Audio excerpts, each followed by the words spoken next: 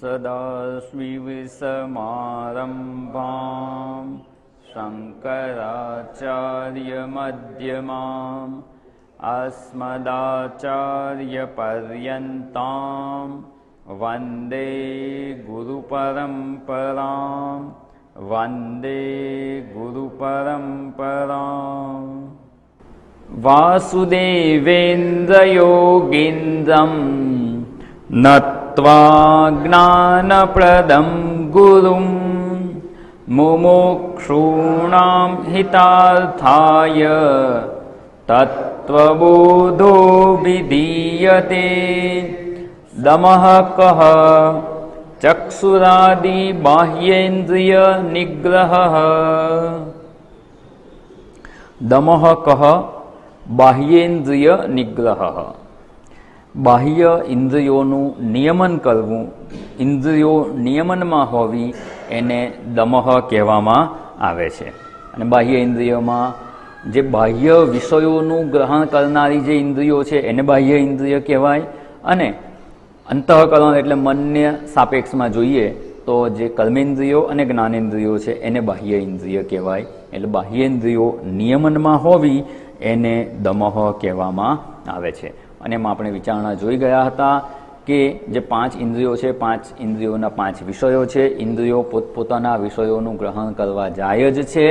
અને એ જાય છે એમાંથી કયા વિષયોનું ગ્રહણ કરવું અને શેનું ન કરવું એમાં આપણે નિયમનની આવશ્યકતા છે. અને એના આપણે વિચારણા કરતા હતા કે જો આવો ઇન્દ્રિયો નિગ્રહનો પ્રયત્ન કરવામાં નહીં આવે તો વિવેક વિજ્ઞાન યુક્ત જે મન છે એવા મનને પણ હરંતી પ્રસભમ મનઃ. પ્રસહ્ય પ્રકાશમ, ભ એટલે પ્રકાશના અર્થમાં છે, જ્ઞાનના અર્થમાં છે. વિવેક વિજ્ઞાન સંયુક્ત મન હશે ને એવા મનને પણ આ ઇન્દ્રિયો પ્રમથનશીલ હોવાથી, ખૂબ બળવાન હોવાથી પરાણે ખેંચી જશે. અને થોડો ઘણો શ્રમનો અભ્યાસ કર્યો હશે ને એ પણ ધોવાઈ જશે. એટલે જો દમ નહીં હોય તો શ્રમ પણ રહેશે નહીં. અને અહીંયા જે આપણે આ ડાયાગ્રામમાં જોતા હતા કે ઇન્દ્રિયો વિષયોનું ગ્રહણ કરે એટલે એની પાછળ મન જાય. હવે એનું જો નિયમન કરવું હોય, ઇન્દ્રિયોને વિષયોમાં જતી આપણે રોકી દઈએ તો મન પછી ત્યાં જશે નહીં અને એ આવૃત્ત ચક્ષુ થઈ જશે. ઇન્દ્રિયો પાછી વળી ગઈ હશે તો એ આત્મ સ્વરૂપમાં સ્થિત થઈ શકવા માટે સમર્થ બનશે. એટલા માટે આપણે આ પ્રયત્ન કરવાનો છે. જો ઇન્દ્રિયો વિષયોનું ગ્રહણ કર્યા જ કરે તો શું વાંધો છે? તો એમાં આપણે ભગવદ્ ગીતાનો શ્લોક જોઈ અને સમજવાનો પ્રયત્ન કરતા હતા કે ઇન્દ્રિયો દ્વારા વિષય ભોગ જો ચાલુ જ રાખવામાં આવશે, સ્વચ્છંદ રીતે ઇન્દ્રિયો પોતપોતાના વિષયોનું ગ્રહણ કરતી જ રહેશે તો એના દ્વારા યેહિ સંસ્પર્શજા ભોગાહ દુઃખયોનય એવતે. ઇન્દ્રિયો દ્વારા વિષયોનો સંસર્ગ થવાથી જે ભોગ જન્મે છે, જે ભોગ કરવામાં આવે છે એ દુઃખ ઉત્પન્ન કરનાર જ છે. એને દુઃખની યોનિ કહેવામાં આવે છે. એમાંથી દુઃખ જ ઉત્પન્ન થશે અને અંતે દુઃખી થવાશે.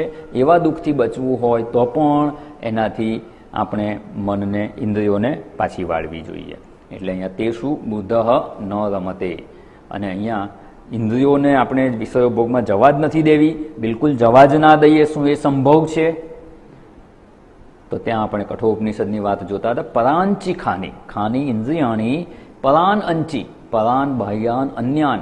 જે બાહ્ય અન્ય પદાર્થો વિષયો રહેલા છે એમાં જ જવાના સ્વભાવવાળી છે. એવી જ એની શું કહેવાય કે ભગવાને ડિઝાઇન બનાવેલી છે. મેન્યુફેક્ચરિંગ ડિઝાઇન જ એની એવી છે કે બહારના વિષયોનું જ ગ્રહણ કરે. અને ગ્રહણ કરે જ છે અને આપણે એને કરવા નથી દેવું. તો શું કરવાનું? તો કે આવૃત્ત ચક્ષુહુ, એને ઇન્દ્રિયોને પાછી વાળવાની, ઇન્દ્રિયોનું નિયમન કરવાનું.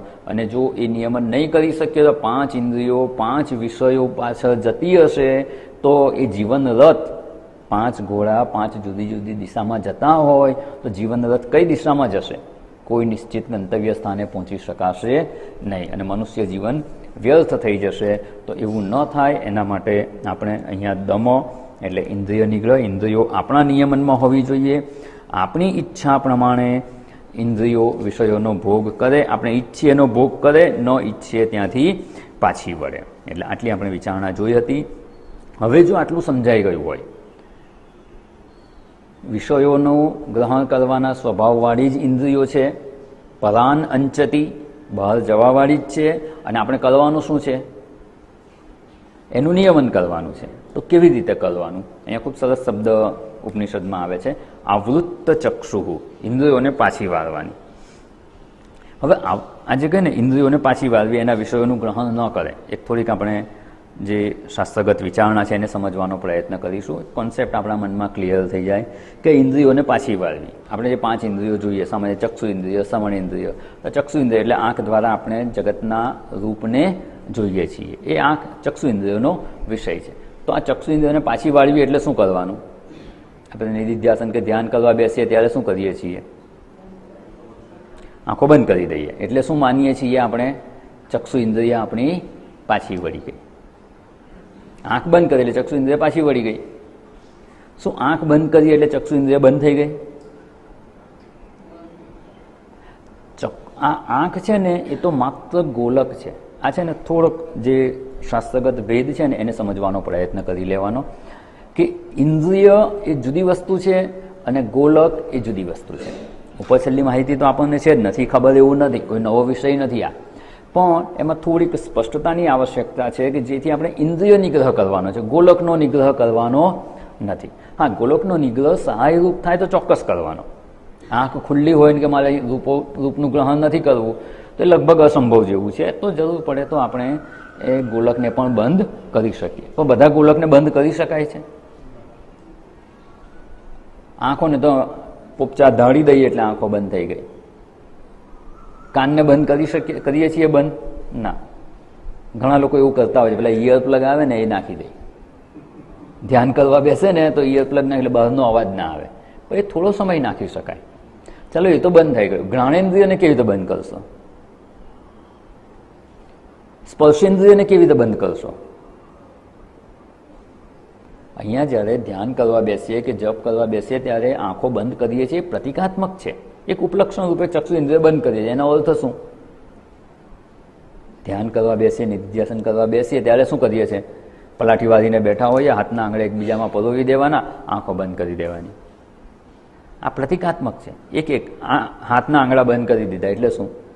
કર્મેન્દ્રિયોનું પ્રવૃત્તિ રોકી દીધી. આંખો બંધ કરી એટલે જ્ઞાનેન્દ્રિયોની પ્રવૃત્તિ રોકી દીધી.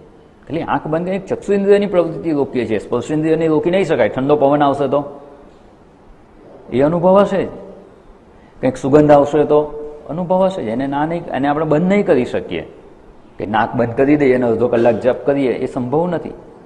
એટલે આ તો ગોલક છે, અને ગોલક દ્વારા આમાં પ્રતિકાત્મક ખાલી ચક્ષુ ઇન્દ્રિયોને આંખના પોપચા બંધ કરીએ એટલે એના દ્વારા આપણે સમજ એ પ્રાપ્ત કરવાની છે કે બધી ઇન્દ્રિયો દ્વારા એના વિષયોનું ગ્રહણ નહીં કરવાનું. બધી ઇન્દ્રિયોનું એક સાથે તો બંધ નહીં થાય, અમુક ચાલુ હશે. જેવી રીતે અત્યારે દ્રષ્ટાંતમાં જોઈએ, શ્રવણ કરવા બેઠા છીએ, અત્યારે તમે દમો અનુષ્ઠાન કરો છો, ઇન્દ્રિય નિગ્રહનો પ્રયત્ન કરો છો. અત્યારે ઇન્દ્રિય નિગ્રહમાં કેટલી ઇન્દ્રિયોનો નિગ્રહ કરો છો? એટલે બંધ કરી દીધી, જેના તરફ તમારું ધ્યાન નથી. સ્પર્શેન્દ્રિય અત્યારે ધ્યાન નથી. અત્યારે તમારી કઈ ઇન્દ્રિય એક્ટિવ છે જેનો તમે ઉપયોગ કરો છો? શ્રવણેન્દ્રિય અને ચક્ષુ ઇન્દ્રિય. તમે મારી સામે જુઓ છો, આ ઓડિયો વિઝ્યુઅલ છે. ખાલી કેસેટ સાંભળતા હોઈએ તો વાત જુદી છે કે ખાલી શ્રવણેન્દ્રિય છે. અત્યારે શું છે? તમે જુઓ છો, મારા હાવભાવ પણ જુઓ છો, એટલે જે શ્રવણ કરો છો અને દ્રશ્ય પણ જુઓ છો, અને બંને દ્વારા જ્ઞાન પ્રાપ્ત કરીએ છીએ. તો અહીંયા આ ચક્ષુ ઇન્દ્રિય અને શ્રવણેન્દ્રિય અત્યારે એના વિષયોનું ગ્રહણ કરે છે, અને બાકીની 3 ઇન્દ્રિયો, 5 જ્ઞાનેન્દ્રિયોની વાત કરીએ તો સ્પર્શેન્દ્રિય અત્યારે એના તરફ ધ્યાન નથી. ઇન્દ્રિયો છે એના તરફ ધ્યાન નથી. ઘ્રાણેન્દ્રિય, રસનેન્દ્રિય એ પણ અત્યારે એટલી એક્ટિવ નથી, અને એના વિષયોમાં આપણું મન પણ નથી જતું, એના વિષયોનું ગ્રહણ પણ નથી કરતી. ચક્ષુ ઇન્દ્રિય અને શ્રવણેન્દ્રિય આ બેનો જ અત્યારે ઉપયોગ કરીએ છીએ. અને એ પણ જો દમ સિદ્ધ હશે ને તો અત્યારે ચક્ષુ ઇન્દ્રિય દ્વારા માત્ર અહીંયા મારા તરફ નજર હશે. જો ચક્ષુ ઇન્દ્રિયનો નિગ્રહ નહીં હોય તો વિષયોનું ગ્રહણ કરશે, પણ ક્યાં કરશે ને કયા વિષયોનું ગ્રહણ કરશે એ આપણી ઈચ્છા પ્રમાણે. જો ઇન્દ્રિય નિગ્રહ છે તો અત્યારે માત્ર મારા તરફ ધ્યાન છે, અને ઇન્દ્રિય નિગ્રહ નથી તો શું થાય? આ બાજુથી કોણ ગયું, આ બાજુથી કોણ ગયું? તરત એ બાજુ ધ્યાન જશે. અને જ્યારે શ્રવણેન્દ્રિયોની વાત કરીએ તો હું બોલું છું એ સંભળાય છે, સાથે બીજા કેટલા બધા અવાજ છે, બીજા અવાજ નથી આવતા. જો હું સહેજ શાંતિ રાખું, આ પાણી પડવાનો અવાજ આવે છે, હા, એ અવાજ કાનમાં તો પ્રવેશે જ છે, ગોલકની અંદર તો પ્રવેશે જ છે, પણ તમારી ઇન્દ્રિય ગ્રહણ કરતી નથી. એ બેનો ભેદ સમજવાનો છે. ગોલક અને ઇન્દ્રિય, ગોલક અને ઇન્દ્રિયોનો ભેદ સમજી લઈશું ને એટલે શેનો નિગ્રહ કરવાનો છે ને એ સ્પષ્ટ થઈ જશે. અત્યારે શ્રવણેન્દ્રિય તમારી કામ કરે જ છે, ઘણા બધા અવાજો તમારા ગોલકમાં તો પ્રવેશે જ છે, એમાંથી તમે શેનું ગ્રહણ કરો છો? માત્ર અહીંથી જે બોલાય છે એનો અર્થ કે તમે શ્રવણેન્દ્રિયનો નિગ્રહ કરો છો, તમારા નિયમનમાં છે. અને તમારા નિયમનમાં ના હોય તો બીજા બધા અવાજ સંભળાશે. મોરનો અવાજ સંભળાશે, કોયલનો અવાજ સંભળાશે, કાબરનો અવાજ સંભળાશે, ટાંકીમાંથી પાણી પડે છે એનો અવાજ સંભળાશે, બીજા બધા અવાજ સંભળાશે, અને આ પણ સંભળાશે. પણ જ્યારે તમારી શ્રવણેન્દ્રિય તમારા નિયમનમાં છે એનો અર્થ એ થયો કે તમે બીજા બધા વિષયમાંથી એને પાછી વાળી લીધી છે. અનેક પ્રકારના અવાજ છે એમાંથી પાછી વાળી છે, એને આવૃત્ત ચક્ષુ કહેવાય. અને એક જ શબ્દોનું જે તમારે શ્રવણ કરવું છે એમાં તમારી શ્રવણેન્દ્રિય લાગેલી છે, તો દમ આપણને સિદ્ધ છે એવું કહેવાય. અત્યાર પૂરતું આપણને શ્રવણેન્દ્રિયોનો દમ સિદ્ધ છે. આ એક દ્રષ્ટાંત રૂપે છે. આવી જ રીતે બધી જ ઇન્દ્રિયોનું બધા જ સમયે ઇન્દ્રિયો એના વિષયોનું ગ્રહણ તો કરશે જ. કયા વિષયોનું ગ્રહણ કરે છે ને એ આપણી ઈચ્છા પ્રમાણે જ થવું જોઈએ, ન ઈચ્છે એ વિષયનું ગ્રહણ ના જ થવું જોઈએ. શેનો અવાજ સંભળાયો? સંભળાયો ને, મોરનો અવાજ. તો હમણાં જ બોલવાનું ચાલુ કર્યું એણે, એ ક્યારનો બોલે છે પણ ધ્યાન નહોતું. આપણે એના તરફ ધ્યાન આપ્યું, શ્રવણેન્દ્રિયનું ગ્રહણ કરે. કર્ણપૂર્તિ ગોલકમાં અવાજ જતો હતો, પણ હવે શું થયું? શ્રવણેન્દ્રિયએ એનું ગ્રહણ કર્યું. એટલે કયા શબ્દોનું ગ્રહણ કરવું અને શેનું ન કરવું એ જો આપણા નિયમન પ્રમાણે થાય ને તો એ શ્રવણેન્દ્રિયનો જય કહેવાય. આપણે એનો પ્રયત્ન કરવાનો છે. અને એ પ્રયત્ન કરવા માટે જ અહીંયા ઉપનિષદમાં જે શબ્દ છે આવૃત્ત ચક્ષુ, ઇન્દ્રિયોને પાછી વાળવાની. પાછી વાળવાની એટલે પાછી વળી ગઈ, જેને ઈચ્છે એનું જ ગ્રહણ કરે, ન ઈચ્છે એનું ગ્રહણ ના કરે, તો આપણા નિયંત્રણમાં છે. નહીં તો પાંચે પાંચ જે ઇન્દ્રિયો છે અને એના વિષયો છે, દરેક ઇન્દ્રિયોના પણ અનેક વિષયો છે. શબ્દ છે પણ એક જ પ્રકારનો શબ્દ છે, અનેક શબ્દો છે, એમાંથી આપણે કયું ગ્રહણ કરીએ છીએ? આમ કહીએ ને તો એવું કહેવાય કે આ ગોલક છે ને એ પેલું પોસ્ટ ઓફિસમાં કે બેંકમાં જઈએ તો શું હોય? કેટલી વિન્ડો હોય, જુદી જુદી બારીઓ હોય ને, દરેક બારી પર એક એક ક્લાર્ક બેઠા હોય. એક પૈસા લેતો હોય, એક પૈસા આપતો હોય, એક કંઈ ચેક ક્લિયર કરતો હોય, બધા જુદા જુદા કામ કરે છે. 5 બારી છે, 5 બારી પર 5 ક્લાર્ક બેઠા છે, 5 જુદું જુદું કામ કરે છે. અને એની પાછળ કોણ બેઠું હોય? એનું મેનેજર હોય કે એના જે સિનિયર હોય તે બેઠા હોય. અને આની પાસે જે કંઈ આવે, ધારો કે ચેક આવે તો શું કરે? પૈસા તરત આપી દે છે તમને? શું કરે? પાછળ પેલા સિનિયર ઓફિસર એની સહી કરાવે, એની સહી કરાવીને આપે. 5 બારી પર 5 ક્લાર્ક બેઠા છે, એ 5ની પાછળ કોણ રહેલો છે? એનો સિનિયર ઓફિસર છે, ત્યાં બેઠો છે, એ મેનેજર હોય કે જે કોઈ હોય તે. એટલે એનું ધ્યાન ક્યાં છે? 5 પર છે. એની કન્સર્ન વગર 5માંથી એક પણ ક્લાર્ક પોતાનું કામ કરી શકે નહીં. 5 પર એનું નિયંત્રણ છે. અને આ 5 વિન્ડો પર 5 ક્લાર્ક બેઠા છે, પોતપોતાનું કામ કરે છે. બસ આપણે પણ 5 ગોલક જે છે ને, 5 ગોલકની અંદર 5 ઇન્દ્રિયો રહેલી છે. ઇન્દ્રિયો અને ગોલક એને જુદા સમજી લેવાની આવશ્યકતા છે. બારી તો ખુલ્લી છે, બેંક ખુલી ગઈ, પેલો જે સિક્યુરિટી વાળા આવે ને બેંક તો ખોલી નાખી, એટલે બારી તો ખુલી જ ગઈ ને. સામે 5 બારી તો દેખાય જ છે, પણ ત્યાં પાછળ ક્લાર્ક ના આવે ત્યાં સુધી કંઈ કામ થાય ખરું? અથવા ચાલ છે ને એક નથી, ત્યાં બહાર જતો રહ્યો કે જમવા ગયો કે કંઈક કામથી બહાર ગયો, તો એ બારીનું કામ નહીં થાય. અથવા એ પાટીઓ મૂકી દેશે કે હમણાં કામ નહીં થાય, તો ઘણીવાર એવું હોય, જુદા જુદા ટાઈમિંગ હોય લંચ બ્રેકના. 12 થી 12:30 આ 2 વિન્ડો બંધ રહે, પછી 12:30 થી 1 બીજું બંધ રહે, એટલે કામ એકદમ બંધ ના થઈ જાય.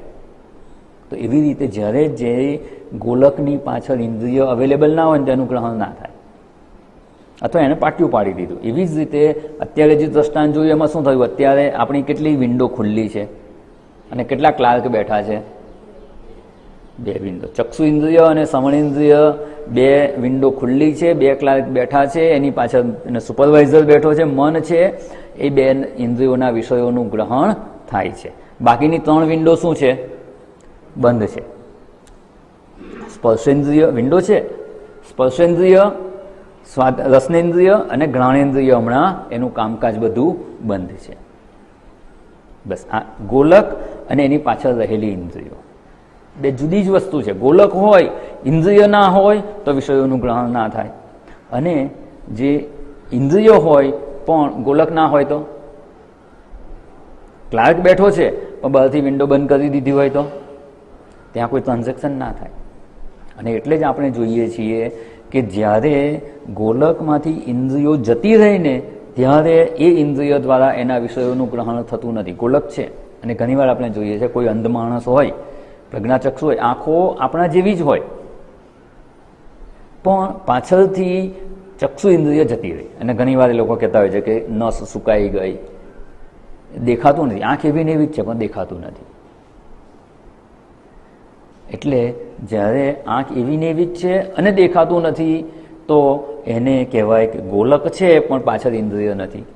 અને ઘણીવાર ઇન્દ્રિય હોય પણ ગોલક બગડી ગયું તો? ક્લાર્ક બેઠો છે પણ પાટિયું પાડી દીધું છે તો શું કરવાનું? એ ખોલવાનું, વિન્ડો જ ખોલવાની બાકી રહે. ક્લાર્ક ત્યાં બેઠો છે. અને ઘણીવાર એવું થતું કોઈક કારણસર આંખમાં એક્સિડન્ટ થાય, કંઈ વાગે અને આ ગોલક ડેમેજ થઈ જાય, દેખાતું બંધ થઈ ગયું, પણ ઇન્દ્રિય પાછળ છે. અને એટલે જ કોઈ જો આંખ ડોનેટ કરે અને આંખનું ગોલક જો બદલાઈ જાય તો દ્રષ્ટિ પાછી આવી જાય છે. એનો અર્થ શું? પહેલાં નહોતું દેખાતું, ગોલકમાં કંઈક પ્રોબ્લેમ હતો, અને ગોલકનો પ્રોબ્લેમ જો સોલ્વ કરી શકીએ તો ચક્ષુ ઇન્દ્રિય તો પાછળ છે જ, એ પાછું દેખાતું થઈ જાય. કાનમાં એવું જ છે, માણસ બહેરો થઈ જાય એટલે શું આ જતા રહે છે? ના, કાન તો એમનેમ જ છે, એમાં કોઈ ફેરફાર નથી થતો, પણ શું થાય છે? સાંભળવાની શક્તિ જતી રહે.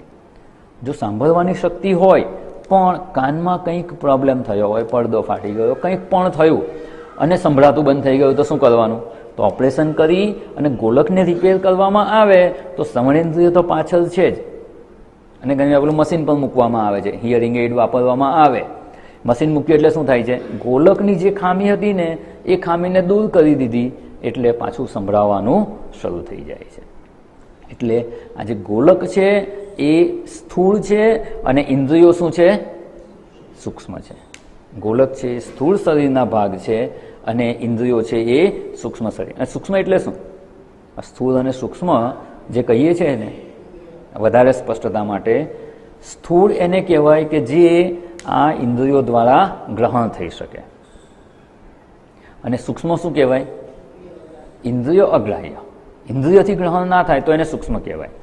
અને જે મનઃષ્ઠાની ઇન્દ્રિયાણી જે કહ્યું છે એ જ્યારે મન આ જીવ આ શરીર છોડીને જાય ત્યારે મન સહિત ઇન્દ્રિયોને લઈને જાય છે. તો ઇન્દ્રિયો જાય છે કે એ સૂક્ષ્મ છે, દેખાતી નથી. એટલે કોઈ દિવસ ઇન્દ્રિયો છે કે નહીં એ આપણે આપણી ઇન્દ્રિયો દ્વારા ગ્રહણ કરી શકતા નથી. સામે કોઈ વ્યક્તિ બેઠી છે, એને કાન છે એટલે કંઈ આપણે એવું ના કહી શકીએ કે એને સંભળાય જ છે. એનાથી વધારે કહીએ તો એવું કહી શકાય કે અહીંયા તમે બેઠા જ છો, કાન અહીંયા જ છે, જુઓ છો મારી સામે, પણ તમે મને સાંભળો જ છો. એવી ભ્રાંતિમાં મારે રહેવાની જરૂર નહીં. શ્રવણેન્દ્રિય દ્વારા આ જ શબ્દોનું તમે ગ્રહણ કરો છો કે બીજા શબ્દોનું ગ્રહણ કરો છો એ મને ખબર ના પડે, કારણ કે મારી ચક્ષુ ઇન્દ્રિય દ્વારા હું જોઈ અને નક્કી ના કરી શકું કે તમારી શ્રવણેન્દ્રિય અત્યારે મારા શબ્દોને ગ્રહણ કરે છે કે નહીં. જુઓ છો ત્યારે પણ દ્રષ્ટિ મારા તરફ છે, મન જો કોઈ બીજા વિચારે ચડી ગયું હોય તો એનું ગ્રહણ થતું નથી. એટલે સ્થૂળ વસ્તુ કે ગોલક છે એનું જ ઇન્દ્રિય દ્વારા ગ્રહણ થાય, પણ જે સૂક્ષ્મ ઇન્દ્રિયો છે એનું ગ્રહણ થતું નથી. સ્પર્શેન્દ્રિય છે, આ ચામડી છે એની નીચે ચામડી છે એ સ્પર્શેન્દ્રિય નથી, સ્પર્શેન્દ્રિયનું ગોલક છે. સ્પર્શેન્દ્રિય એમાં રહેલી છે પણ એ સૂક્ષ્મ છે, એને આપણે જોઈ નથી શકતા.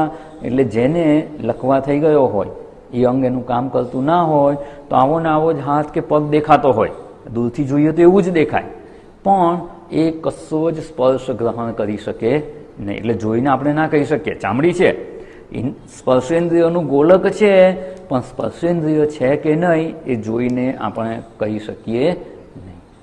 એટલે ઇન્દ્રિયો છે એ સૂક્ષ્મ છે અને એ ઇન્દ્રિયોનો નિરોધ કરવાનો છે, ઇન્દ્રિયોને નિયમનમાં રાખવાની છે.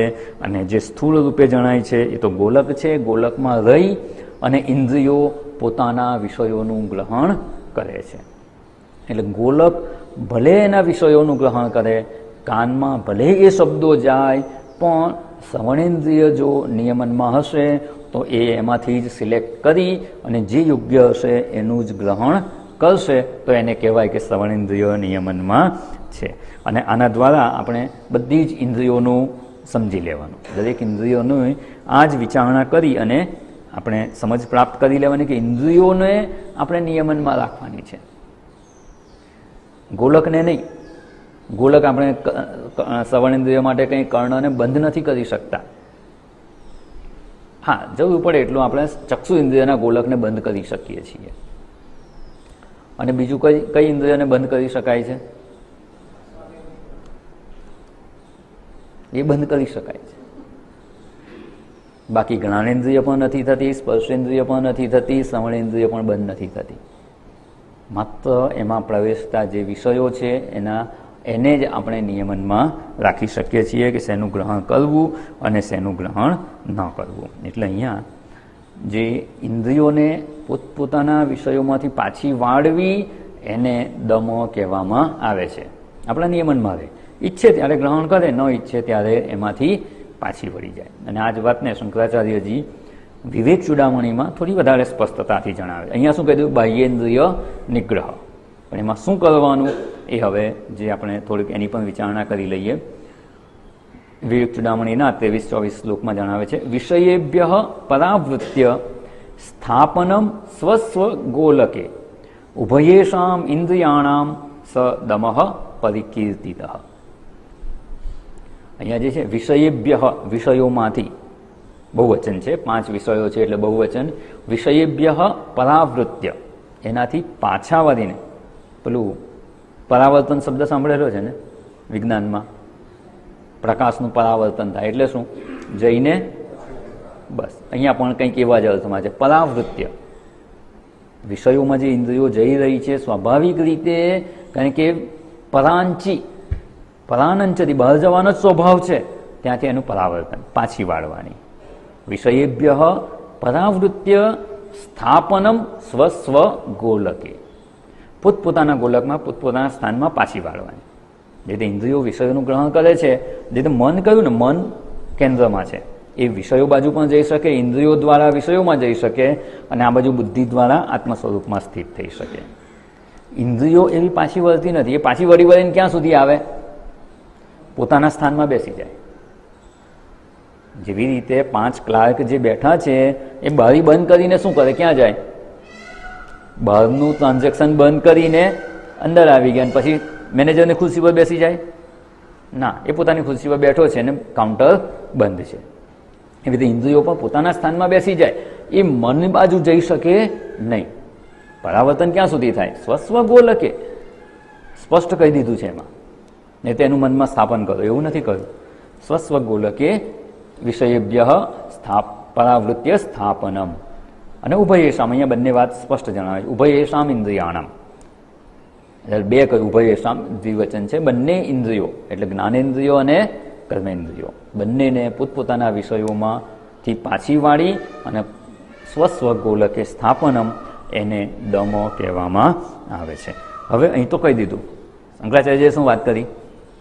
ઇન્દ્રિયોને પોતપોતાના વિષયોમાંથી પાછી વાળી અને પોતાના સ્વસ્વ ગોલકે સ્થાપન, એમાં સ્થિત કરી દેવાની. પણ થતી નથી એનું શું? આટલું કહી દીધું, તમે પ્રયત્ન કરી જ જોયો, થાય છે ખરું? ના, એ તો પોતાના વિષયનું ગ્રહણ કરવા જતી જ રહી છે. એક સાધક તરીકે, એક મુમુક્ષુ તરીકે આપણે આપણા અનુભવને અહીં સરખાવવાનો છે કે જો આટલું કીધું ને એવું થઈ જાય તો થઈ જતું હોય તો ખૂબ સારી વાત છે. પણ આપણા બધાનો અનુભવ છે કે ઇન્દ્રિયો નિયમનમાં રહેતી નથી. આ 2-4 વાર તો રહે, થોડોક સમય રહે, એટલે કે આપણે આ ખાવાનું નથી તો થોડોક સમય તો ઇન્દ્રિયો નિયમનમાં રહે. ડાયાબિટીસ થયો હોય ને મીઠાઈ ખાવાની ના હોય તો 2-4 વાર સમજાવે ને ત્યાં સુધી તો સમજાઈ જાય ને પછી 5મી વાર શું થાય? થોડું ક્યારેક તો ખવાય એમ, હે, ક્યારેક તો ખવાય. બીજો રસ્તો કરે હો કે ડાયાબિટીસ થાય એટલે બ્લડમાં શું આવે? સુગર આવે, બરાબર? ગ્લુકોઝ આવી જાય. સુગર આવે એટલે કે સુગર એટલે પછી ડિક્શનરી ખોલીને જોવે કે સુગર કોને કહેવાય. શું ડિક્શનરીમાં શું લખેલું હોય? સુગર એટલે શું? ખાંડ ને? એટલે સુગર એટલે ખાંડ, એટલે આપણે ખાંડ નહીં ખાવાની. ભાઈ ગોળ ખવાય કે નહીં? પછી એ ડિક્શનરીમાં જોવે ગોળને શું કહેવાય, એમાં સુગર લખેલું હોય. શું લખાયેલું હોય ગોળની સામે? જેગરી લખેલી હોય. હવે કે બ્લડમાં સુગર વધે છે કે જેગરી વધે છે? તો કે સુગર વધે, જેગરી નહીં ને તો ખાઓ. તો આવી રીતે મન જે રસ્તા શોધી લઈને ઇન્દ્રિયો નિયમનમાં નથી, એનો શું 2-4 વાર તો નથી ખાવું, નથી ખાવું, પછી આવો રસ્તો શોધે અને કે આ તો ખવાય. 4 વાર માની જાય અને 5મી વાર છટકે. પછી તો આવું થાય છે તો શું કરવાનું? સમજાવવા છતાંય મન નિયમનમાં રહેતું નથી તો શું કરવાનું ને કેમ જતું રહે છે? એનો ઉપાય ભગવાને ભગવદ્ ગીતામાં જણાવેલો છે, વિસ્તારપૂર્વક જણાવે છે. એટલે આપણે એ ઉપાય જાણી અને એવો પ્રયત્ન કરી અને ઇન્દ્રિયોને નિયમનમાં રાખવાનો અભ્યાસ કરવાનો છે. કે આટલું કહી દીધું અને આટલું કહેવાથી બધી ઇન્દ્રિયોનું નિયમન થઈ જ જાય ને તો પછી આગળ વિચારણા કરવાની આવશ્યકતા નથી. પણ અનુભવે એવું સમજાય છે કે આટલા માત્રથી આપણું કામ પતતું નથી. ઇન્દ્રિયો વિષયોમાંથી પાછી વળતી નથી. સમજાવીએ ત્યારે થોડોક સમય તો પાછી વળી જાય છે, પણ પુનઃ વધારે જોરથી વિષયોમાં જાય છે. તો શું કરવાનું?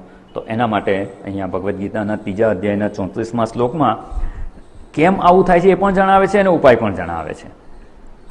ખૂબ સરસ શ્લોક છે, આપણને ઉપયોગી થાય એવી વિચારણા છે, એટલે એને સમજવાનો પ્રયત્ન કરવાનો છે. ઇન્દ્રિયસ્યેન્દ્રિયસ્યાર્થે રાગદ્વેષૌ વ્યવસ્થિતૌ તયોર્ન વશમાગચ્છેત તૌ યસ્ય પરિપંથિનૌ. ઇન્દ્રિયસ્ય અર્થે સંધિ થઈ અને આ શબ્દો ભેગા થઈ ગયા છે.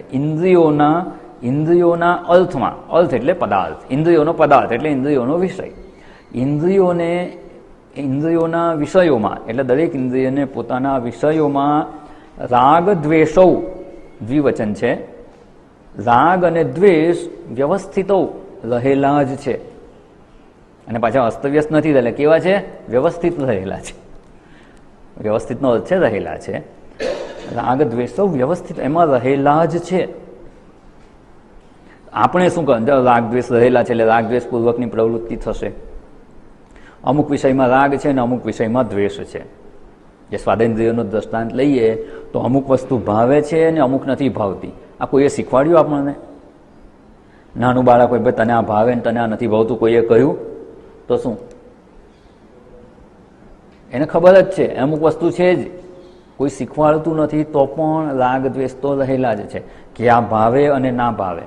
માત્ર સ્વાદેન્દ્રિય નહીં, બધું જ સવારથી લઈને સાંજ સુધી જે કંઈ કરીએ છીએ ને દરેક જગ્યાએ આ વસ્તુમાં રાગ છે ને આમાં દ્વેષ છે. આ ગમે છે ને આ નથી ગમતી. નાવાનો સાબુ હોય તોય શું? અમુક લોકોને કે મને આ સાબુ જ ફાવે. ટૂથપેસ્ટ તો એ શું થયું? બીજી નથી ફાવતી. એનો અર્થ શું? સરળ શબ્દોમાં કહીએ તો શું? આમાં રાગ છે ને આમાં દ્વેષ છે. આ ગમે છે ને આ નથી ગમતું. સરળ શબ્દોમાં આ ગમે છે ને આ નથી ગમતું, આ ફાવે છે ને આ નથી ફાવતું. કપડાં કયા? તો કે મને તો આ જ ફાવે. બેસવાનું તો કે મને આમ જ ફાવે, આ જ ખુરશી ફાવે. નાની નાની બધી જ વસ્તુમાં આ રાગ અને દ્વેષ તો રહેલા જ છે. કોઈએ શીખવ્યા નથી આપણને, એ રહેલા જ છે. એટલે અહીંયા ભગવાને કહી દીધું ઇન્દ્રિયોના વિષયોમાં રાગ દ્વેષ રહેલા જ છે. એ નહીં, સત્સંગમાં અમુક સત્સંગ આપણને ફાવે ને અમુક સાંભળવાનું ગમે, અમુક વક્તાને ગમે, અમુક વિષયને ગમે. ઘણાને એવું હોય કે આપણે તો ઉપનિષદ જ સાંભળીએ, બીજું બધું તો નહીં. હનુમાન ચાલીસા તો કે એ તો ઠીક, એ પણ સાંભળે. રાગ છે, અમુક જ સાંભળવું છે, અમુક જ જોવું છે, અમુક જ વસ્તુ ફાવે, અમુક ના ફાવે. રાગ દ્વેષ ઇન્દ્રિયસ્ય અર્થે વ્યવસ્થિત એમાં રહેલા જ છે. અને રહેલા છે એટલે થશે શું? જ્યાં રાગ હશે ત્યાં પ્રવૃત્તિ થશે, અને દ્વેષ હશે ત્યાં નિવૃત્તિ થશે. એવું ના કહેવાય, એનાથી નિવૃત્ત થવાનો પ્રવૃત્તિ થશે. રાગ હશે એની પ્રાપ્તિની પ્રવૃત્તિ, દ્વેષ હશે એમાંથી નિવૃત્ત થવાની પ્રવૃત્તિ થશે. એટલે એકની પ્રાપ્તિ માટે, એકને મેળવવા અને એકને છોડવા માટે. એટલે આ તો છે જ, રહેલું જ છે. અને આપણે શું કરવું છે? આપણે એમાંથી મનને એટલે ઇન્દ્રિયોને પાછી વાળવી, ઇન્દ્રિયોનું નિયમન કરવું છે. રાગ દ્વેષ પૂર્વકની જો પ્રવૃત્તિ કરતા રહીશું ને તો એ તો આખો દિવસ અને જિંદગીભર ચાલ્યા જ કરશે. અને 5 ઇન્દ્રિયો છે, 5 વિષયો છે, અને એ 5 ઇન્દ્રિયો 5 વિષયોમાં જો રાગ દ્વેષ પૂર્વક પ્રવૃત્ત થયા જ કરશે, અને એની પાછળ મન તો જોડાવાનું જ છે, અને મન જોડાયેલું જ રહેશે, તો એ મન આત્મ સ્વરૂપમાં ક્યારે સ્થિત થશે? મુખ્ય પ્રોબ્લેમ ક્યાં છે? આ શેના માટે આપણે આમાંથી રોકવાનું છે? ઇન્દ્રિયો એના વિષયોને ગ્રહણ કરે તો શું વાંધો શું છે? ભલે ને કરે. થોડીક વાર ચક્ષુ દ્વારા રૂપ જોશે, ક્યારેક શ્રવણેન્દ્રિય શબ્દ સાંભળશે, સ્પર્શેન્દ્રિય દ્વારા સ્પર્શ કરશે, પણ થાય છે શું કે આમાંથી નવરું નથી પડતું. અને મન નવરું પડે નહીં તો આપણે જે કરવું છે મોક્ષ પ્રાપ્તિ માટે આત્મ સ્વરૂપમાં સ્થિત થવાનો પ્રયત્ન એ કરી શકાતો નથી. મુખ્ય પ્રોબ્લેમ ત્યાં છે. ધારો કે આમાંથી થોડીક પ્રવૃત્તિ ઓછી કરીએ, અમુક જ વિષયોનું ગ્રહણ કરીએ, જે જરૂરી હોય એટલું જ કરીએ, તો જીવનમાં સમય મળે કે નહીં? તો જીવનમાં સમય મળે. અને એ સમયનો આપણે આપણા આધ્યાત્મિક ઉત્થાન માટે ઉપયોગ કરી શકીએ. એટલા માટે નિયમન કરવાનું છે. બીજો પણ ઉપયોગ છે એનો. આ નિયમન કરવાથી મનની અશુદ્ધિ પણ ઓછી થાય છે. ચિત્તશુદ્ધિનો પ્રયત્ન છે, એ પણ મુદ્દો આપણે જોવાના છીએ. એટલે એ પણ છે અને આ પણ છે. મન નવરું જ ના હોય તો એને આપણે જ્યાં લગાડવું છે ત્યાં લગાવી ના શકીએ. એટલે આ રાગ દ્વેષથી મન પ્રવૃત્ત થયા જ કરે છે. ઇન્દ્રિયસ્ય અર્થે રાગ દ્વેષૌ વ્યવસ્થિતો. તો આપણે શું કરવાનું? આપણું કર્તવ્ય ક્યાં? એ તો જોડાયેલું જ છે, એને કરવા જ દઈએ. એમાં આપણે કરવાનું કંઈ ના રહ્યું, એ તો એની જાતે કરે જ છે. આપણું કર્તૃત્વ ક્યાં? આપણો પુરુષાર્થ ક્યાં? તો કે આપણો પુરુષાર્થ ક્યાં એ આગળ જણાવે. તયોહો એટલે એ બંનેને દ્વિવચન. તયોહો એટલે રાગ દ્વેષયોહો વશમ ન આગચ્છે. તયોહો ન વશમ આગચ્છે. તયોહો વશમ ન આગચ્છે. એને વશ થવાનું નહીં. ખૂબ સરસ અહીંયા ઉકેલ જણાવે છે ભગવાન. રાગ દ્વેષ જો એમાં રહેલા જ છે ને તો એમાં પ્રવૃત્તિ થશે જ. તો આપણે શું કરવાનું? આપણો પુરુષાર્થ ક્યાં? તો કે રાગ દ્વેષ પૂર્વક પ્રવૃત્તિ થતી હોય ને એને આપણે વશ નહીં થવાનું. તો શું કરવાનું? આપણે એને વશમાં રાખવાનું. એ પ્રવૃત્તિ 2 પ્રકારે થાય. કોઈ માણસ આશ્રમમાં જ કામ કરનાર માણસ છે, એ કામ કરે, 2 પ્રકારે કામ કરે. એક તો આપણે એને કામ સોંપીએ એ પ્રમાણે કામ કરે, અથવા આપણે કશું ના સોંપીએ તો શું કરશે? એને જે સૂઝે એટલું કરશે. બેસી રહેશે તો બેસી રહેવાનું, એને સૂઝે છે એટલે બેસી રહેશે.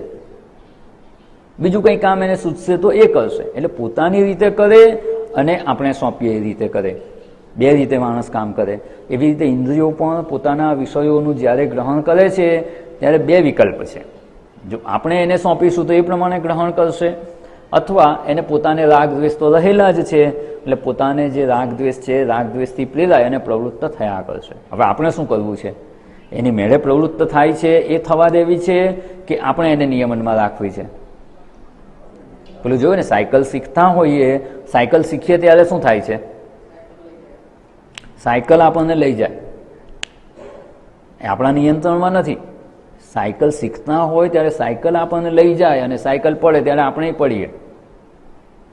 આપણે એને રસ્તા પર સીધી ચલાવી પણ સીધી ચાલતી નથી. એટલે સાયકલ એની રીતે ચાલે છે ને આપણને લઈ જાય છે કે આપણને સાયકલ ચલાવતા આવડી ગઈ છે અને આપણે સાયકલને જ્યાં ઈચ્છીએ ત્યાં લઈ જઈએ છીએ. બંને રીતે સાયકલ ચાલે. સાયકલ ચાલે છે અને સાયકલ પર ચલાવનાર બેઠો છે. માત્ર એટલું જોવાથી ખબર ના પડે કે સાયકલ એને લઈ જાય છે કે એ સાયકલને લઈ જાય છે. એવી રીતે આપણી પ્રવૃત્તિ પણ રાગદ્વેષથી પ્રેરાઈને છે કે આપણે ઈચ્છીએ તે કરીએ છીએ. અન્ય કોઈ વ્યક્તિને જોઈને આપણે નક્કી ના કરી શકીએ કે એના રાગદ્વેષથી પ્રેરાઈને પ્રવૃત્તિ કરે છે કે એ ઈચ્છે એ પ્રમાણે એના નિયમનમાં એની ઇન્દ્રિયો છે અને પ્રવૃત્ત થાય છે. તો આપણે પણ જે ઇન્દ્રિયોની પ્રવૃત્તિ છે એ રાગદ્વેષપૂર્વકની જ છે, રાગદ્વેષથી પ્રેરાઈને છે કે આપણે ઈચ્છીએ એ પ્રમાણે થાય છે. તો એનો ઉપાય અહીંયા બતાવે છે. આપણે શું કરવાનું? તો કે જ્યારે રાગપૂર્વક પ્રવૃત્ત થવા જાય અને જો એ આપણા આધ્યાત્મિક કલ્યાણમાં વિઘ્નરૂપ થતી હોય તો એને રોકી દેવાની. જો આધ્યાત્મિક કલ્યાણમાં ઉપયોગી હોય તો કરવાની. આપણા કલ્યાણ માટે ઉપયોગી હોય એ પ્રવૃત્તિ કરવાની અને કલ્યાણ માટે ઉપયોગી ના હોય એ પ્રવૃત્તિ કરવાની જરૂર નહીં. એટલે અહીંયા જણાવે છે તયોહો વશમ ન આગચ્છેત, એને વશ થવાનું નહીં. બરાબર? આટલે સુધીની વાત સમજાઈ ગઈ. ઇન્દ્રિયોને પોતાના વિષયોમાં રાગ દ્વેષ રહેલા જ છે. આપણે કશું જ નહીં કરીએ ને તો એ એની મેળે તો રાગ દ્વેષપૂર્વક પ્રવૃત્ત થઈ જ જશે. આપણો પુરુષાર્થ શું છે? તો કે એને આપણા નિયમનમાં રહેતા શીખવવાનું. આપણા નિયમનમાં આપણી ઈચ્છા પ્રમાણે એની પ્રવૃત્તિ થવી જોઈએ. અને એ જો કરી શકીએ તો મન આપણા નિયંત્રણમાં છે એવું કહેવાય. અને એટલે એને એમ કહે કે it should be under our control. આપણે ઈચ્છીએ એનું ગ્રહણ કરે, ન ઈચ્છીએ એનું ગ્રહણ ના કરે. બસ આટલું જ છે. સહેલું છે કે નહીં? કે અઘરું છે? થોડો પ્રયત્ન કરી જોજો ને. પાછા આવતા સોમવારે મળીએ એટલે 5-6 દિવસ છે આપણી પાસે. થોડોક પ્રયત્ન કરી જોજો ને કે આપણી ઇન્દ્રિયો પોતાની ઈચ્છાથી કરે છે કે આપણે કહીએ એમ કરે છે. આ છે ને બહુ હોશિયાર છે ઇન્દ્રિયો. આપણે જ્યારે પ્રયત્ન કરીએ ને તો એને ખબર પડી કે આ હવે મારા પર નિયમન કરે છે, મારા બોસ બની જાય છે. એવું થાય ને એટલે શું કરે? થોડોક સમય તો આપણને સંતોષ આપવા માટે 2-4 વાત તો માની જ લે અને આપણે ખુશ થઈએ કે હા મારું તો બધું નિયમનમાં જ છે, હું તો ઈચ્છું એમ જ ઇન્દ્રિયો કરે છે. પણ એ કેટલો સમય? થોડોક સમય. એટલે પહેલેથી જ વિરોધ કરે ને એટલે આ હોશિયાર એટલા માટે કહેવાય છે ઇન્દ્રિયોને. જો પહેલેથી જ વિરોધ કરે ને તો જબરજસ્તી કરીએ. પણ 2-4 વાર કોઈ માણસ આપણું કહ્યું માને એટલે આપણને શું થાય? ના ના, તો આપણું કહ્યું માને છે એટલે આપણે થોડા રિલેક્સ થઈ જઈએ. રિલેક્સ થઈ જાય એટલે શું? પછી એને જે કરવું હોય એ કરે. પછી આ ફેક્ટરીઓમાં કામ કરે માણસોને એવું જ હોય. ખબર હોય કે સાહેબનો મૂડ બગડેલો છે ત્યારે જો 2-4 કામ કરી નાખે પછી એને જેમ ફાવે એમ જ કરે. એટલે અહીંયા આ ઇન્દ્રિયો પણ આપણે જ્યારે એમ વિચાર કરીને કે આવું કરવું છે તો થોડોક સમય તો સાથ આપે, આપણે કહીએ એવું માને, પણ શેઠની શિખામણ ઝાંપા સુધી. બસ આને અનુભવવાનો પ્રયત્ન કરજો. અને એ જ્યારે અનુભવમાં આવશે ને, આ પ્રયત્ન કરશો ને ત્યારે આની અગત્યતા સમજાશે. નહીં તો આ વિચારણા તો ઠીક છે, બીજો સત્સંગ કરી રીતે આ સત્સંગ કરી લીધો, સાંભળી લીધું ને ભૂલાઈ ગયું, જીવનમાં ઉપયોગી નહીં થાય. આને આખો દિવસ સજાગતાપૂર્વક પ્રયત્ન કરો. ખાલી જોતા રહેવાનું, આમાં બીજો કોઈ વિશેષ પ્રયત્ન નથી. વિચારણાના સ્તરે જ પ્રયત્ન કરવાનો છે. સજાગ રહી અને ઓબ્ઝર્વ કરવાનું કે આપણા મનની પ્રવૃત્તિ કેવી છે, આપણી ઇન્દ્રિયોની પ્રવૃત્તિ કેવી છે, આપણી ઇન્દ્રિયો ક્યાં પ્રવૃત્ત થાય છે, કેવા વિષયોનું ગ્રહણ કરે છે, આપણે એને ઈચ્છે પ્રમાણે આપણા નિયમનમાં રહે છે કે નહીં. થોડોક સમય પહેલાં તો ઓબ્ઝર્વ કરવાનું. અને ઓબ્ઝર્વ કરીશું ત્યારે ખબર પડશે કે આપણા પ્રયત્ન છતાં પણ ઇન્દ્રિયો આપણા નિયમનમાં નથી. એટલે આ નિશ્ચય પર આવવું જરૂરી છે. નહીં તો બધાની એમ જ થાય છે કે બધું આપણા નિયંત્રણમાં જ છે. એટલે કે છોકરાઓ તમારા નિયંત્રણમાં છે કે નહીં? તો કે આ છોકરાઓ આપણા નિયંત્રણમાં જ છે, હું કહું એમ જ કરે છે. શું કહ્યું છે? જે કરવું હોય તે કર. અને પછી જે કરે તે શું કહેવાય? આપણા નિયંત્રણમાં જ કહેવાય ને. પણ એ કંઈ આપણા નિયંત્રણમાં કહેવાય નહીં. એટલે ઇન્દ્રિયોને જે કરવું હોય તે કરે, એનાથી કંઈ નિયમનમાં નથી આવતી. જ્યારે એને થોડુંક કામ એવું સોંપી જુઓ કે એને ન ગમતું હોય, રાગ હોય એમાંથી પાછી વાળવાનો પ્રયત્ન કરો, દ્વેષ હોય અને ન કરવાનું મન થતું હોય પણ આપણું કર્તવ્ય થતું હોય તો પરાણે કરાવવાનો પ્રયત્ન કરો. સવારે વહેલું ઉઠવું છે, આપણે નક્કી કરીએ છીએ પણ ઇન્દ્રિયોને નથી ગમતું, વર્ષોના સંસ્કાર જ એવા છે કે મોડા ઉઠવાના, તો શું કરવાનું? એને થોડી ટેવ પાડો, ત્યારે ખબર પડશે કે ઇન્દ્રિયો આપણું કયું કરે છે કે નહીં. 2 દિવસ તો ઉઠશે, ત્રીજે દિવસે પછી. એટલે એ પહેલાં તો આપણે એના નિશ્ચય પર પહોંચવાની આવશ્યકતા છે કે ઇન્દ્રિયો આપણા નિયંત્રણમાં છે કે નહીં, પહેલાં એ નક્કી કરો. અને જો ઇન્દ્રિયો નિયંત્રણમાં નથી તો એને કેવી રીતે નિયંત્રણમાં રાખવાની, કેવી રીતે નિયમનમાં રાખવાની? આ છે ને બહુ ટેક્ટફુલી કામ કરવું પડે એવું છે. પેલું કે ને ઘરમાં કામવાળા હોય, કપડાં વાસણ કરવા આવતા હોય, એ શું આપણે જેટલી સાફ સફાઈ રાખીએ એટલું સરસ કામ કરે ખરા? ના. જો તમારું સહેજ પણ ધ્યાન ના હોય ને, થોડોક સમય પણ તમારું બેધ્યાન થયું ને, એટલે પછી જેમ તેમ કામ કરીને જતા રહે. અને એવું કરે ત્યારે એને સુધારવા હોય તો શું કરવાનું? જો તમે ગુસ્સે થાવ તો શું થાય?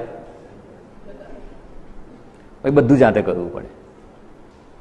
અને કશું જ ના કહો તો ચાલે ના.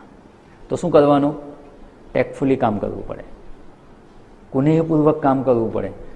કહેવું હોય તો કહેવાનું પણ ખરું, પણ એવી રીતે કહેવાનું કે કાલથી આવવાનું બંધ ના કરે. કહેવું તો પડે જ. માણસો પાસે કામ લેવાનું હોય તેમને કહેવું તો પડે જ, ભૂલ કરે, કામ બરાબર ના કરે તો. પણ કેવી રીતે કહેવાનું? કામ છોડીને જતા ના રહે. આપણે કામે કરાવવાનું છે અને આપણી ઈચ્છા પ્રમાણે કરાવવાનું છે. એટલે ઇન્દ્રિયો પણ આપણી ઈચ્છા પ્રમાણે વર્તે એવું ઈચ્છતા હોઈએ તો એને પણ આવી રીતે સમજી અને એની પાસે કામ કરાવવાનું છે. જો એને રાગ દ્વેષ છે તો કરવાનું શું? થોડો પ્રયત્ન કરી અને આપણે એકવાર આ નિશ્ચય પર પહોંચી જવાનું કે આપણે કહીએ એ પ્રમાણે કરે છે. થોડાક દિવસના અનુભવમાં સમજાઈ જશે કે બધું કંઈ આપણી ઈચ્છા પ્રમાણે કરતી નથી. ઇન્દ્રિયો કે આપણી ઈચ્છા પ્રમાણે વિષયોનું ગ્રહણ કરે એવું નથી, રાગ દ્વેષપૂર્વક જ પ્રવૃત્ત થઈ જાય છે. તો એનો ઉપાય શું? તો કહે છે તયોહો વશમ ન આગચ્છેત, એને વશ થવાનું નહીં. ખૂબ સુંદર વિચારણા છે. એને વશ નહીં થવાનું એટલે શું? કે એટલું કહી દઈશું, વિચારી લઈશું એટલે થઈ જશે? એને વશ નહીં થવાનું એટલે મન ઇન્દ્રિયો બહુ પ્રમાથીની છે, પ્રમથન કરી નાખે, આમ કહીએ ને કે જબરજસ્તીથી ખેંચી જાય એવી છે. એટલે બહુ ટેક્ટફુલી આપણે આ કામ કરવાનું છે અને ઇન્દ્રિયોને વિષયોમાંથી પાછી વાળવાનો પ્રયત્ન કરવાનો છે. એ જો આવડી ગયું ને તો દમ આવી જશે, ઇન્દ્રિયો એના વિષયોમાંથી પાછી વળી ગઈ તો મન જશે ખરું? તો શ્રમ પણ ખૂબ સરળતાથી પ્રાપ્ત થઈ જશે. દમ હશે તો શ્રમ આવશે ને, શ્રમ અને દમ આવી ગયા તો બીજા પાછળના સાધનો તો એ સંપત્તિ તો ખૂબ સરળતાથી પ્રાપ્ત થઈ જશે. તો સાધન ચતુષ્ટય પ્રાપ્ત થઈ જશે, અને સાધન ચતુષ્ટય પ્રાપ્ત થઈ જશે તો અધિકારી થઈ જઈશું, અને અધિકારીત્વ પ્રાપ્ત થશે તો અધિકારીત્વમ ફલ સંબંધિત્વમ.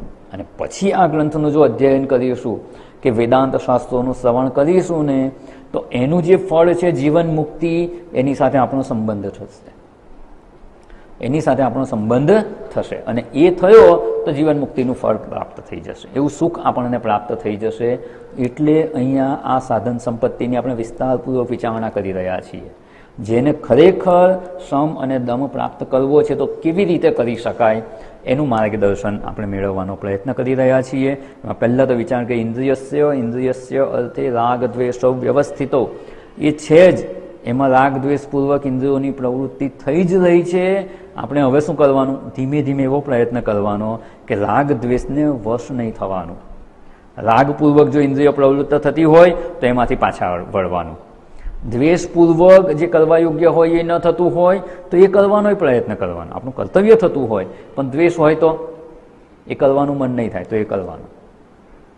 રાગ છે અને કર્તવ્ય ન હોય છતાં પણ આપણે કરતા હોઈએ છીએ. કર્તવ્ય ન હોય છતાં રાગ હોય એટલે એ કરવાનું મન થઈ જાય. અને ઘણીવાર એવું થાય, સિનિયર સિટીઝન થઈ ગયા, વાનપ્રસ્થમાં પ્રવેશ કરી લીધો, પછી કહીએ કે હવે તો આવો સત્સંગમાં, તો કે ના ના ઘરે આમ છે, નાના બાળકો છે, દીકરાના ઘેર દીકરા હોય, દીકરો બહુ બધા કામ ધંધે જતા હોય, એટલે એમને ટાઈમ ના હોય, એટલે એને ઉછેરવાની, એને મોટા કરવાની જવાબદારી. હવે શું આ કર્તવ્ય છે ખરું? શાસ્ત્ર શું કર્તવ્ય કહે છે ગૃહસ્થનું? પુત્રના ઘરે પારણું બંધાઈને એટલે ગૃહસ્થના કર્તવ્ય સમાપ્ત. તમે તમારા બાળકોને મોટા કરી, એમને યોગ્ય ઉછેર કરી, યોગ્ય શિક્ષણ આપી અને સમાજમાં એક જવાબદાર નાગરિક તરીકે મૂક્યા. હવે એમનું જીવન એમણે જીવવાનું છે, એ કર્તવ્ય નથી થતું. હા, ઘરે હોઈએ અને ચોક્કસ આપણે મદદ કરીએ એ જુદી વાત છે, પણ જ્યારે આપણું આધ્યાત્મિક કલ્યાણ છોડી અને પેલામાં જો જોડાઈએ તો એ આપણી આસક્તિ કે રાગ જ છે. ને જો રાગપૂર્વક આપણું આ છૂટી જતું હોય, હા તમે કલાક સત્સંગ માટે આવો, ભલે એના માટે પછી જે કરવું હોય એ કરે, પછી આખો દિવસ તમે છો જ, પણ એને લીધે સત્સંગે છૂટી જાય. તમે તમારા જપ, ધ્યાન, અધ્યયન જે કંઈ ઘરે કરતા હો એ પણ ના કરી શકો, તો એ રાગપૂર્વકની પ્રવૃત્તિ છે. અને એમાં જો ઇન્દ્રિયોની પ્રવૃત્તિ થઈ જતી હોય તો એમાંથી પાછા વળવાનું. રાગ દ્વેષપૂર્વકની પ્રવૃત્તિ કે એમાં ક્યાં કેવી રીતે પાછા વળવાનું. રાગપૂર્વકની પ્રવૃત્તિ છે અને એ પ્રવૃત્તિ આપણું કર્તવ્ય નથી થતી તો એમાંથી મનને પાછું વાળવાનું. કર્તવ્ય થતું હોય તો ચોક્કસ કરવાનું. કર્તવ્ય છે ત્યાં સુધી એ છોડવાની વાત નથી. કર્તવ્ય હોય તો ગમતું હોય કે ન ગમતું હોય એ કરવાનું. અને જે અકર્તવ્ય હોય એમાં રાગપૂર્વક પરોવાઈ જતા હોઈએ અને જીવનનો સમય વેડફાઈ જતો હોય તો એમાંથી પાછા વળવાની વાત અહીંયા શાસ્ત્ર જણાવે છે. તયોહો વશમ ન આગચ્છેત. એવા રાગને વશ નહીં થવાનું, એવા દ્વેષને વશ નહીં થવાનું. તો અહીંયા જે આપણે જોયું કે ઇન્દ્રિયોની પ્રવૃત્તિ આપણે રોકવાનો પ્રયત્ન કરવાનો છે. રાગ દ્વેષપૂર્વક થાય છે તો એમાંથી મનને પાછું વાળવાનો પ્રયત્ન કરવાનો. અને જો ઇન્દ્રિયોની પ્રવૃત્તિ અટકી જશે તો મન જશે ખરું? ઇન્દ્રિયોની પ્રવૃત્તિ અટકી ગઈ તો મન એમાં જશે નહીં. કારણ કે મન છે ને, ધારો કે પેલું જે આપણે દ્રષ્ટાંત જોયું, 5 બારી છે અને 5 બારી પર 5 ક્લાર્ક બેઠા છે, 5 બારી બંધ કરી દીધી તો પાછળ જે પેલો સુપરવાઇઝર કે મેનેજર બેઠો એને કંઈ કામ રહ્યું? એ જઈ શકશે ખરો? કોઈ ટ્રાન્ઝેક્શન કરી શકશે? નહીં કરી શકે. બીજા એક દ્રષ્ટિકોણથી જોઈએ તો એવું કહી શકાય કે આ ઇન્દ્રિયો જ્યારે પોતાના વિષયોનું ગ્રહણ કરે છે ને ત્યારે મન એની પાછળ જાય છે અથવા ઇન્દ્રિયો ખેંચી જાય છે. એટલે ઇન્દ્રિયોની સાથે જ મન જાય છે. ઇન્દ્રિયો ના જાય તો મન સ્વતંત્ર રીતે એમાં જતું નથી, કે વિષયોનું ગ્રહણ કરતું નથી. આમ કહેવાય ને એવું કહી શકાય કે મન છે ને એક લંગડા માણસ જેવું છે. લંગડો માણસ હોય, એક પગે હોય ને તો એક પગે લંગડી રમતો રમતોય ચાલે, પણ 2 પગે લંગડો હોય તો, બંને પગ ના હોય તો એને જ્યાં જવું હોય ત્યાં જઈ શકે ના. તો શું કરે? એને જવું હોય તો શું કરે? કોઈકની મદદ લેવી પડે. એટલે નાના હતા ને એક વાર્તા સાંભળતા હતા, ખબર છે? એક આંધળો હતો અને એક લંગડો હતો, બંનેની દોસ્તી થઈ ગઈ. આંધળાને દેખાતું નથી અને લંગડાથી ચલાતું નથી, તો શું કરવાનું? જવું હોય તો શું કરવાનું? ટેકો કેવી રીતે લેવાનો? પણ લંગડો માણસ ચાલી શકે એમ નથી, એટલે શું કરશે? એ આંધળા માણસના ખભે બેસી જશે. આંધળા માણસને ખભે બેસી જાય એટલે શું થાય? બધું એને દેખાય છે. એને દેખાય છે એટલે કહેશે કે આ બાજુ જા, આ બાજુ જા, સીધો ચાલ, ડાબી બાજુ વળ, જમણી બાજુ વળ, બધું કહેશે. અને ચાલશે કોણ? આંધળો માણસ છે, એ ચાલશે. એને ચાલવાનો વાંધો નથી. એટલે બંનેનું કામ થઈ ગયું. બસ આ ઇન્દ્રિયો છે ને એ આંધળા માણસ જેવી છે. એને ખબર નથી કે ક્યાં જવાનું, કયા વિષયોનું ગ્રહણ કરવાનું એને ખબર નથી, એટલે રાગ દ્વેષપૂર્વક જતી રહી છે. અને મન કેવું છે? લંગડું છે, એ જાતે જઈ શકે એમ નથી. એટલે આંધળા માણસના ખભે બેસીને પેલો લંગડો માણસ જાય ને એવી રીતે ઇન્દ્રિયોના ખભે બેસી અને વિષયોમાં મન જાય છે. તો હવે આ મનને પણ જતું રોકવું હોય, શ્રમ સિદ્ધ કેમ નથી થતો? કારણ કે દમ નથી. તો દમ કરીએ તો શ્રમ સિદ્ધ થઈ જાય, શ્રમની પ્રાપ્તિમાં મદદરૂપ થાય. એટલે દમ સિદ્ધ કરવા. દમ સિદ્ધ કરવા એટલે શું? ઇન્દ્રિયોને રોકી દેવાની. જે આંધળા માણસના ખભે બેસીને પેલો લંગડો માણસ જાય છે, એ આંધળા માણસને ધારો કે આપણે સમજાવી દઈએ કે તું જતો જ નહીં, ઊભો રહી જતો, લંગડો માણસ જઈ શકે ના. લંગડા માણસની પ્રવૃત્તિ રોકવી હોય તો શું કરવાનું? આંધળા માણસને રોકી લો ને. જેના પર સવાલ થઈને જાય છે એને જ રોકી લો. એને જ રોકી લે એટલે પેલો જઈ ના શકે. રામાયણમાં આવે છે ને, જ્યારે રામચંદ્રજીને 14 વર્ષનો વનવાસ આપે છે, એટલે તો જવા તૈયાર થઈ ગયા. એમની સાથે સીતાજી જવા તૈયાર થઈ ગયા, લક્ષ્મણજી જાય છે, ત્રણે જવા તૈયાર થઈ ગયા. અને દશરથ રાજા એવું જોઈ લીધું કે હવે એ રોકાય એમ નથી, એટલે પોતાના મંત્રી સુમંત્રને બોલાવીને કહે છે કે જો તમે તો વડીલ છો, આ તો બાળકો છે, આ લોકો ના સમજે, એ તો મારે કહેવાય ગયું કે એ બધું માનવાની જરૂર નહીં. અને ન માનતા હોય ને તો તમે એક કામ કરો, આપણા રથમાં એ લોકોને લઈ જાઓ અયોધ્યાની સરહદની બહાર થોડુંક જંગલમાં ફેરવી 1-2 દિવસ ફેરવીને પાછા લઈ આવો. આ રામચંદ્રજી નથી માનતા કે ના, હું તો તમારી આજ્ઞા છે એટલે હું 14 વર્ષ વનમાં જઈશ, આપની આજ્ઞાનું પાલન કરીશ. પણ દશરથ રાજા જ્યારે રામ નથી માનતો તો શું કર્યું એમણે? એમને લઈ જનાર જે છે ને એને સમજાવે છે. એમના જે વાહક છે, લઈ જનાર જે રથમાં લઈ જવાના છે, રથના સારથીને સમજાય કે તું ફેરવીને લઈ આવ ને. હવે ધારો કે ફેરવીને લઈ આવે તો રામ પાછા આવી જાય કે નહીં? બસ એવી રીતે આપણે પણ અહીંયા આ જ પ્રયત્ન કરવાનો છે. મન વિષયોનું ચિંતન કર્યા જ કરે છે. આમ તો એના પોતાની અંદર પૂર્વેના એટલા સંસ્કાર છે કે એને લીધે ચિંતન કરે છે, અને વધારે નવા સંસ્કાર પાછા આવતા જાય છે. તો કમસે કમ નવા સંસ્કાર ના આવે એના માટે તો દમ કરીએ. રાગ દ્વેષ પૂર્વક મન અને ઇન્દ્રિયો પોતાના વિષયોનું ગ્રહણ કરે, એનાથી થાય છે શું? નવા નવા સંસ્કારો આવે છે. એક તો મન અશુદ્ધ છે અને વધારે અશુદ્ધ થાય છે. એટલે રૂમમાં કચરો વાળીએ, ગઈકાલે આપણે દ્રષ્ટાંત જોયા, રૂમમાં કચરો વાળીએ અને બારી બારણા ખુલ્લા હોય તો, અને બહાર પવન હોય તો અંદરનો કચરો તો સાફ થાય ને નવો કચરો અંદર આવે. તો કમસે કમ બારી બારણા બંધ કરીએ તો નવો કચરો આવતો તો બંધ થાય. એવી રીતે મન ઇન્દ્રિયોની પ્રવૃત્તિમાં જો જોડાયા જ કરશે તો એ બહાર જ એટલી પ્રવૃત્તિ કરશે ને નવા નવા અશુદ્ધિના સંસ્કાર આવતા જ રહેશે, તો મન શુદ્ધ થવાની સંભાવના જ નહીં રહે. તો કમસે કમ એ નવી એન્ટ્રી તો બંધ કરીએ, નવો નેગેટિવ ડેટા એન્ટર કરવાનું તો બંધ કરીએ એકવાર. જે ડેટા એન્ટ્રી કરતા હોય ને ખોટો ખોટો ડેટા નાખે તો બસ અહીંયા પણ આ રાગ દ્વેષપૂર્વકની ઇન્દ્રિયોની પ્રવૃત્તિ છે એને રોકવાનો પ્રયત્ન કરવાનો. એ આ આંધળા માણસના ખભે પેલો લંગડો માણસ બેસી ગયો છે. હવે લંગડા માણસને આગળ વધતો અટકાવવો હોય તો આંધળા માણસને જ રોકી દો. લંગડો માણસ આગળ વધી શકશે નહીં. બસ એવી રીતે ઇન્દ્રિયોની પ્રવૃત્તિ રોકી અને આપણે દમને પ્રાપ્ત કરવાનો પ્રયત્ન કરવાનો છે. એટલે આ બંને અભ્યાસ આપણે સાથે જ કરવાના છે, અને એ કરવા માટે શમ અને દમ બંનેનો અભ્યાસ કરવાથી દમ કરીશું એટલે નવા સંસ્કાર આવવાના બંધ થઈ જશે. નેગેટિવ સંસ્કાર કે અશુદ્ધિના સંસ્કાર કે રાગ દ્વેષના સંસ્કાર, રાગ દ્વેષથી પ્રવૃત્ત થશે, બીજા રાગ દ્વેષ વધારશે જ. એટલે મનને અશુદ્ધ કરનારા નવા સંસ્કાર આવવાના બંધ થયા, નવી અશુદ્ધિ ઉમેરવાની બંધ થઈ, અને પછી સમનો અભ્યાસ કરીશું તો અંદર રહેલા સંસ્કારની પણ શુદ્ધિ થશે, એ પણ દૂર થશે. એટલે જે આપણે ચિત્ત શુદ્ધ કરવું છે, મન શુદ્ધ કરવું છે, ચિત્ત શુદ્ધિ એકદમ અગત્યનું સાધન છે. ચિત્ત શુદ્ધિ હશે તો જ શ્રવણ કરેલું જ્ઞાન આત્મસાત થશે. શુદ્ધ ચિત્ત વગર ગમે એટલું શ્રવણ કરવામાં આવે ને એ આત્મસાત થતું નથી. ચિત્ત શુદ્ધ થઈ ગયું તો એક જ વારના શ્રવણ માત્રથી જ્ઞાનમાં નિષ્ઠા પ્રાપ્ત થઈ જાય. પણ આપણે એ પ્રયત્ન છોડી અને શ્રવણ વારંવાર કરતા રહીએ છીએ. પેલું અરીસાવાળું દ્રષ્ટાંત યાદ રાખવાનું. અરીસા ઉપર જો ધૂળ અને મેલ ચઢેલો હોય અને આપણે ત્યાં ઊભા રહી અને આપણું પ્રતિબિંબ જોવા ઈચ્છીએ તો દેખાય ખરું? ના. આજે નહીં, કાલે પાછા ઊભા રહીએ તો, દિવસમાં 10 વાર ઊભા રહીએ તો કરવાનું શું?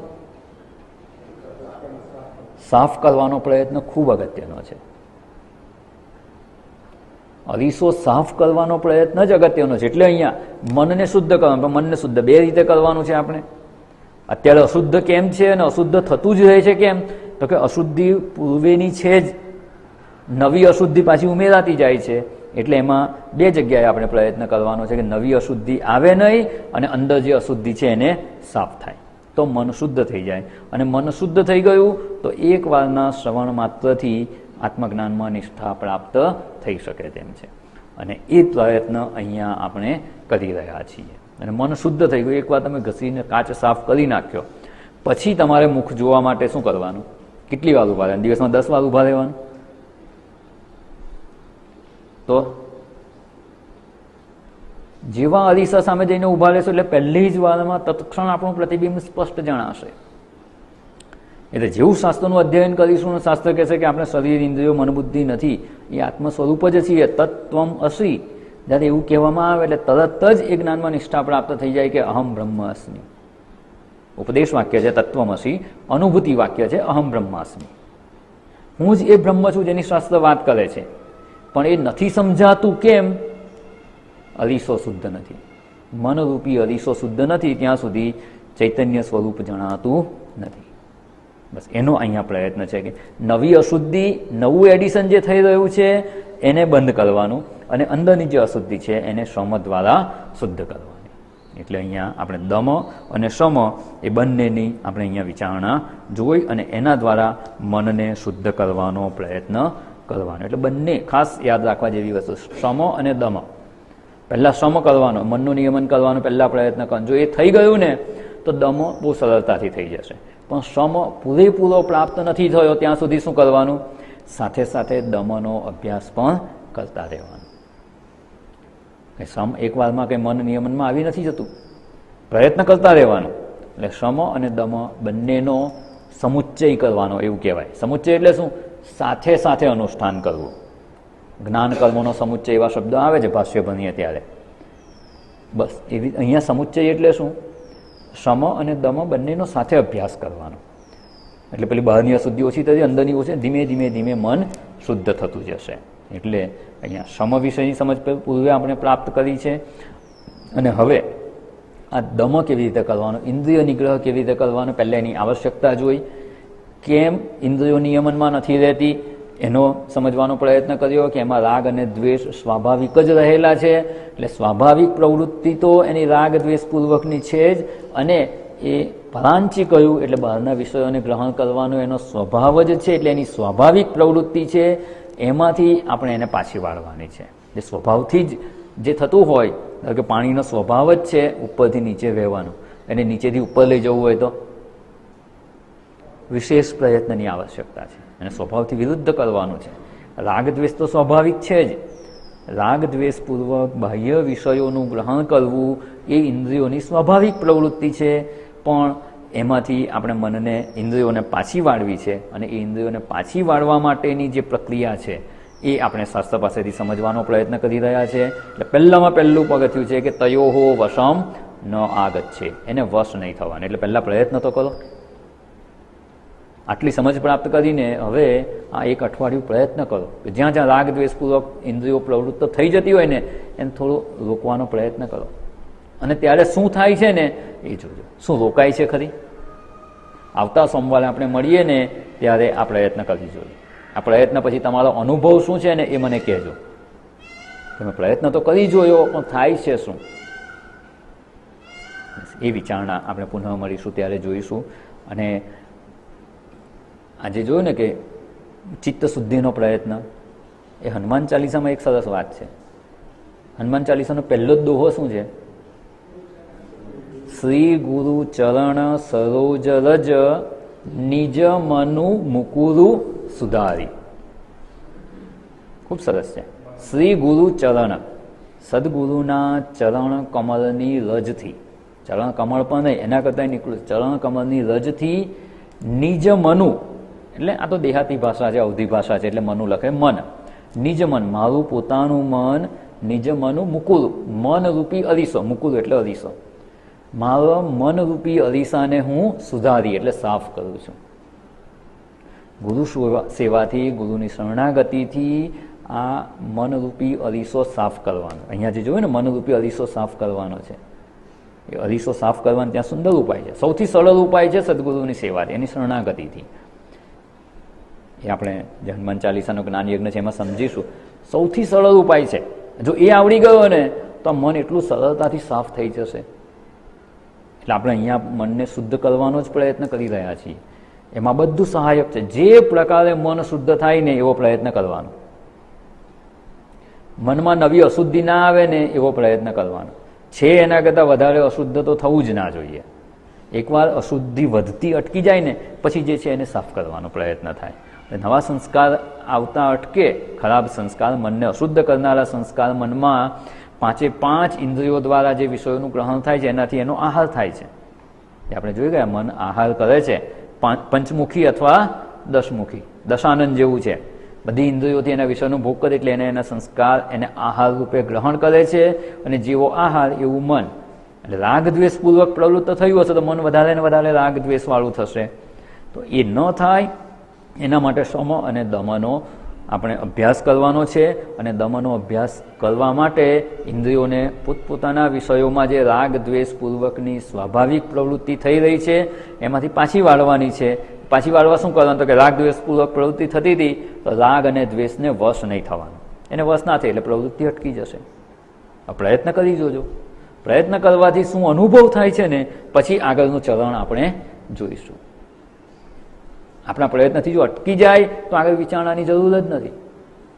પણ અનુભવે સમજાય છે કે માત્ર એવો આટલો વિચાર કરી લઈએ કે એનાથી નિયમનમાં આવતું નથી. કરવાનું તો આ જ છે, પણ એ જ કરવા માટે હજુ થોડીક આપણે કહીએ ને કે સહાયની આવશ્યકતા છે, થોડીક વિશેષ સ્પષ્ટતાની આવશ્યકતા છે. અને એના દ્વારા પ્રયત્ન કરીશું તો આપણે સરળતાથી એમાંથી આપણે ઇન્દ્રિયોની જે રાગ દ્વેષપૂર્વકની પ્રવૃત્તિ છે એમાંથી પાછા વળી શકીશું. તો જે બીજી વિચારણા બાકી રહી છે એ આપણે પુનઃ મળીશું ત્યારે એની વિચારણા કરીશું. કેવી રીતે આ રાગ દ્વેષપૂર્વકની પ્રવૃત્તિમાંથી આપણે પાછા વળી શકીએ, એને વશ ન થવાય. ઓમ પૂર્ણમદ પૂર્ણમિદમ પૂર્ણાત પૂર્ણમુદચ્યતે પૂર્ણસ્ય પૂર્ણમાદાય પૂર્ણમેવાવશિષ્યતે. ઓમ શાંતિ શાંતિ શાંતિ. હરિ ઓમ. શ્રી ગુરુભ્યો નમઃ. હરિ ઓમ.